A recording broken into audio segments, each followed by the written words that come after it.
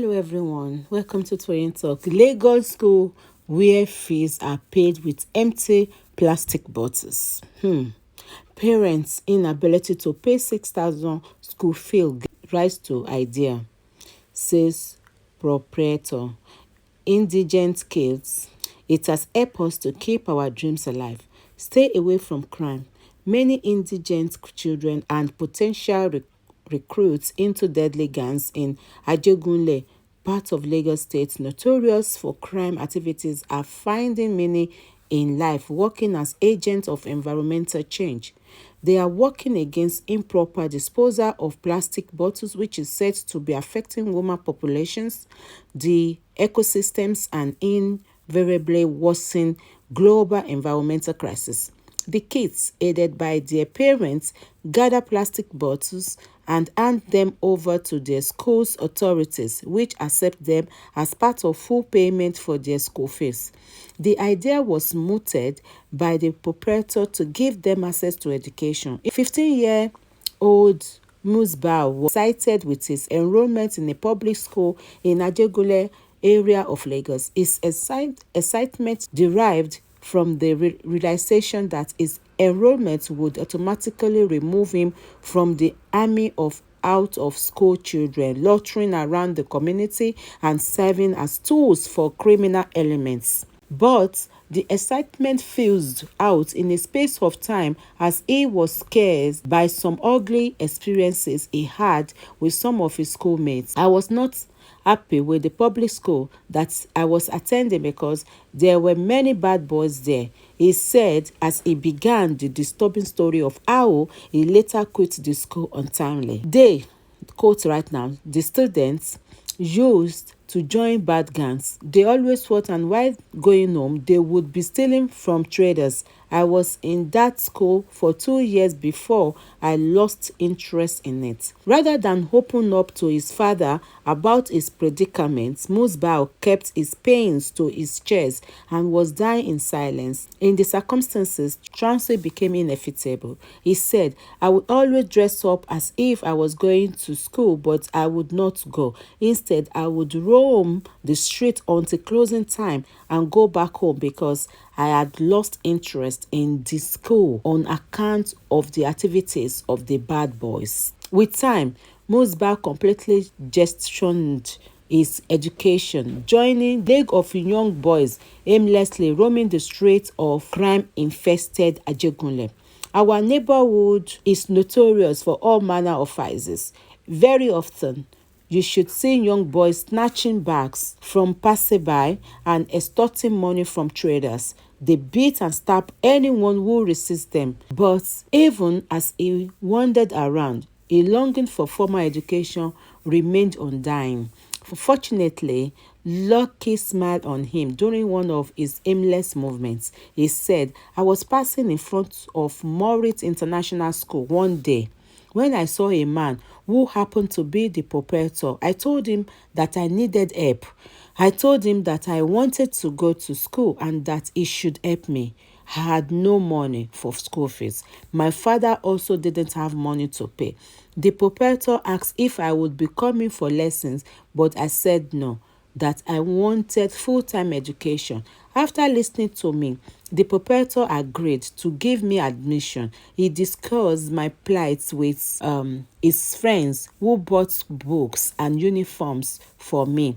Musbah's new school is populated by children from indigent homes. The school fees, according to the proprietor Patrick Mbamara, range between 6,000 and 7,000 per term, less than $10 in 3 months. But Miagri as they seem, many parents in the neighborhood cannot pay, causing many children to be out of school. Bothered by the need to repeatedly send the pupils home for not paying their fees, Patrick the proprietor dug into his wealth of experience in recycling and decided to make the pupils to gather plastic bottles and bring them to school to settle their school fees instead of watching them roll into gutters and drainage and consequently blocking free flow of wastewater and flood. Secretary General of the UN, Antonio Guterres, in a recent post on his Twitter handle said, an equivalent of over 2,000 garbage trucks full of plastic are dumped every day into oceans,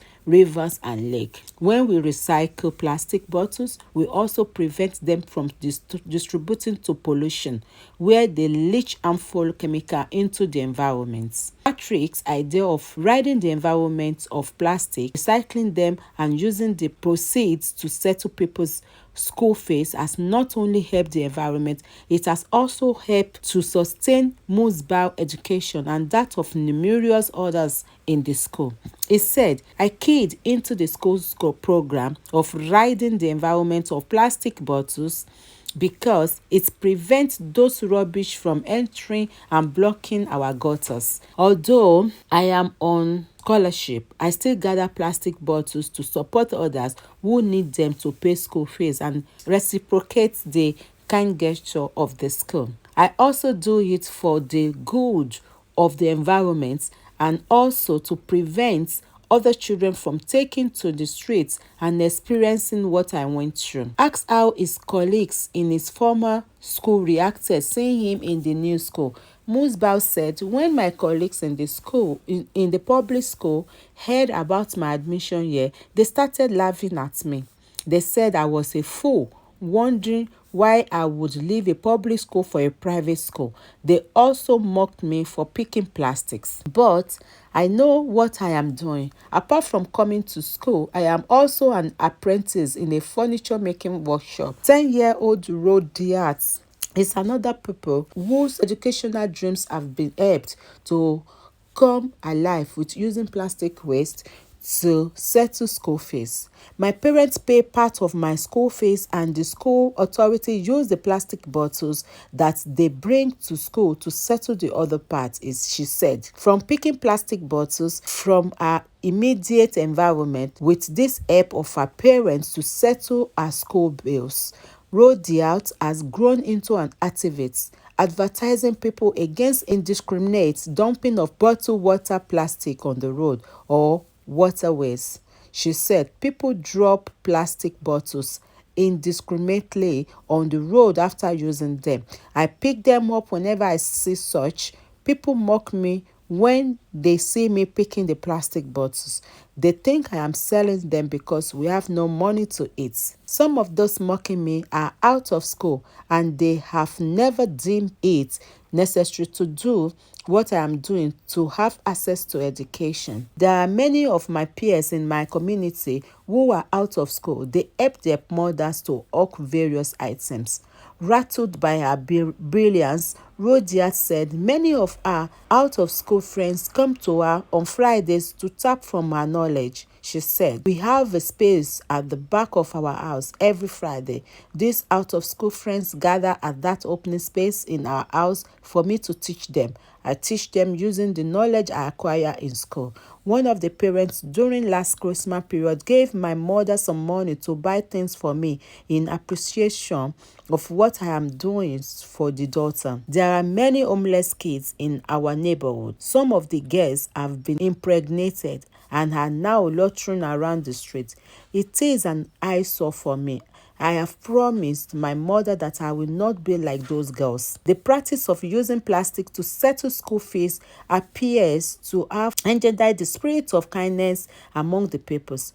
Rodiat classmate Ramota, for example, does not have any reason to gather plastic to pay her school fees as her parents settle her bills as and when due. Yet, she goes out of her way to pick plastic bottles to help the less privileged among her schoolmates. Her words, my parents pay my school fees in full, but I also join in ridding the environment of plastic bottles, which I bring to school to support my colleagues whose parents cannot pay their fees. I feel bad whenever I see plastic bottles littering the roads on drainage. So I always advise people, including adults, not to drop plastic bottle anyhow on the road because they always find their way into drainage, and by doing so cause flooding because water will not be able to pass freely. Ramota noted with regret that happenings in the neighborhood expose many young ones to crime, and the situation could have been worse if the opportunity provided by our school was not in place. She said, I have seen people fighting in our neighborhood. They don't only fight, they also stab one another using different kinds of weapons.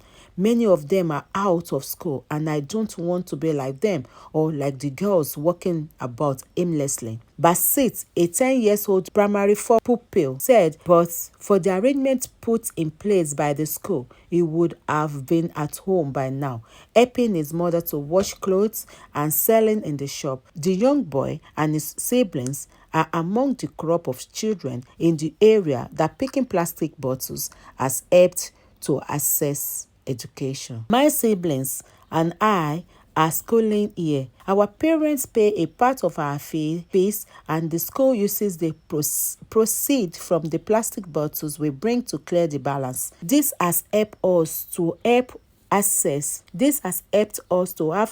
to education, and we are happy about it. In our neighborhood, young ones like me often join the adults when they are engaging in bloody fights. At times, the young ones break objects like electric bulbs to stab their opponents. Many within 15 years of age smoke India hemp and other substances. I cover my nose whenever I see them. The proprietor of Moriet International School, Patrick Imba Mara, in a chat with our correspondent, said he established the school as a profit-making venture, but the poverty level in the community and the pains he felt sending indigent pupils home for owing school fees compelled him justifying his primary aim for establishing it. The school, he said, was established in 2010, but because they were owing, I shut down the school by 2013. I started again, and since then we have been in operation. I came up with the idea of using plastics to pay for school fees as far back as 2014, but I didn't know how to figure my way around the project until 2018 when I partnered with one ACI. We started the project properly in 2019, and since then I have not stopped. Speaking on how his recycling background fertilized the idea, Patrick said, I know about polymers, plastic and other related materials, how you can make oil or diesel from even the plastic bottle. I know about these things. I have done recycling on sachet water before. I thought at one point that all this plastic we have around are actually money, and if I could get the parents of these people to start picking them for school fees, it will be a great idea. To actualize the dream, Patrick called a parent-teacher association (PTA) meeting, and almost all the parents bought into the idea. I told the parents who did not subscribe to the idea because they can pay their children's bills that they could still bring the plastic bottle from their marketplaces so we could use the proceeds to settle other people's school fees, and that it would also be environmental good for the society. At the end of the day, I got all the parents into the project. They are the pickers and I am the middleman. When they bring the plastic bottle, I gather them from the parent and call the recyclers to come and pick them.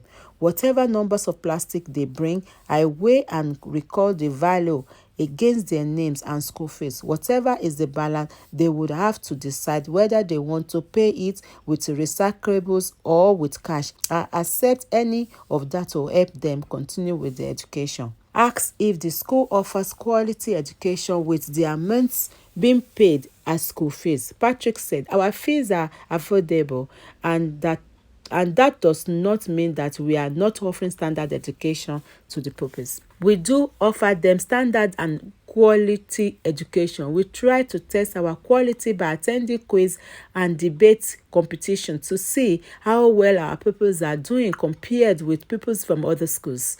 My children attend this school too. I have a boy and 3 girls, and they are all in this school. If I am offering substandard education to the pupils, my children will be part of it. If I am feeding other people's children with poison, my own children will be taking it too. For my children to be attending the school shows that our standard of education is not poor, because I will not want my children to get poor education. For the records, we use the Nigerian British curriculum blended. Recently, he said, we were invited for a program at American Corner in Ikeja. If we are not doing well, we would not be invited to a place like that. By God's grace, we will be participating in their debates coming up in September. We have made private education affordable and accessible in our local environment. We address 6 SDGs. Aside from using its idea to tackle environmental problems, the proprietor said it also covers 6 other sustainable development goals, SDGs, like good health and well-being, quality education and gender equality. Because admission is not restricted to male candidates, he said, we respect and accommodate both genders in as much as plastic does not select genders. Our concept also addresses clean water and sanitation, sustainable city and community, life below water and life on land. We also address peace and strong institutions. We do just more than ridding the community of plastics. We would like to be supported by kind-hearted Nigerians to accommodate more indigent children who are out of school. The school fees are between 6,000 and 7,000 a time. Preschool is 6,000, while primary school is 7,000. We have made education affordable and accessible to our immediate community, and with the support of kind-hearted Nigerians, we can pull out more children from the streets and save them and the society for crime and criminality. Robber suspect tell Ajegunle crime story Akire. An armed robber suspect painted a grim picture of how endemic crime is in Ajegunle, where out-of-school children are easily recruited as foot soldiers. When he was apprehended back in 2020, he claimed that he came to Lagos about 15 years ago as a good boy, but was unfortunate to live in Ajegunle, aka AJ City, where crime was the order. His word, he said he's a criminal who has tasted all kinds of crimes. He was a petty thief before he graduated to armed robbery, but it was not his fault. Fate brought him to AJ City, where crime is a normal way of life. It was when he came to AJ City that he came to realize that crime is a culture in the place, except you don't want to socialize. I must confess to you, even parents encourage their children to commit crime. It was when things became difficult for him and there was nobody to assist that he joined the bad gang. For instance, when he begged people for as low as 10 naira, they would tell me to join them in there also. I noticed that almost every guy in the area belonged to one cartel or the other. I decided to join a cult group, but I was given a condition: procure a gun before I would be accepted. It was while I was looking for a gun that the Federal Special Anti-Robbery Squad arrested him. He was charged to court and remanded in prison. In prison, I met other criminals from AJ City. We formed a gang there. When we came out, we started with picking pockets, traffic robbery, and burglary. Along the line, my gang members started graduating to armed robbery. I was lagging behind because I had no gun. My mates were making fun of me. They used to scold me when we met at joint. Well, I made up my mind that I was going to grow up. So I also acquired a gun and I was initiated into real crime. The rest is history. Corroborating Akire's confession, Patrick said Ajegunle was a peaceful community until we started having cult gangs, and since then it has not been encouraging. The problem with all this, according to him, is single parents. I have done my own local research and I have come to see that most of the targets of these cult groups don't have their father and mother together, or that their father is married to another woman or multiple women. Poverty is an issue in this area. Illiteracy is also a huge problem on the part of these parents. Another thing is poor upbringing of children. Here, you will find babies giving birth to babies. The main problems are single parenting and broken homes. We regret that the life of crimes, violence, and promiscuity was impacting negatively on the kids. Patrick said, we have had cases where people bring sharp objects to school because of what they see outside. They think that what they are doing is normal. Sometimes They bring sharp parts, sticks, and even pen knife to school.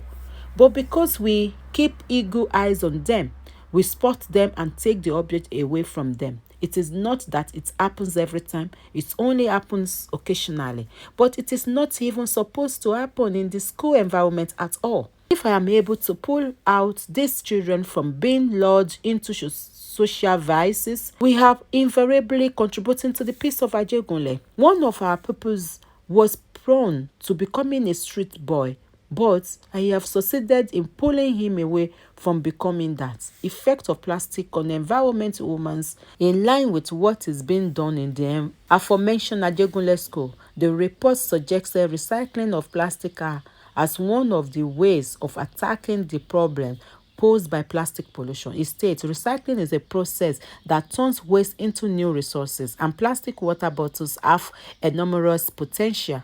A large percentage of plastic water bottles end up in the trash. Although recycling options are available, only 9% of all plastic ever made has been recycled. In many places, plastic products can be recycled through the curbside recycle bin. However, in America, only 30% of bottled water plastic ends up in the recycle bin. Recycling takes advantage of the durability of plastic and ensures resources conservation through material recovery. When waste recyclable plastic is recycled, it cuts back on the number of raw material that go into plastic production. This helps us to conserve resources and reduce emissions associated with plastic manufacturing. When we recycle plastic bottles, we also prevent them from contributing to pollution, where they leach harmful chemical into the environment. Thank you for listening. Till I will see you again in my next video. Stay safe, stay blessed. It is a wow stories. Thank you. God bless you. Bye.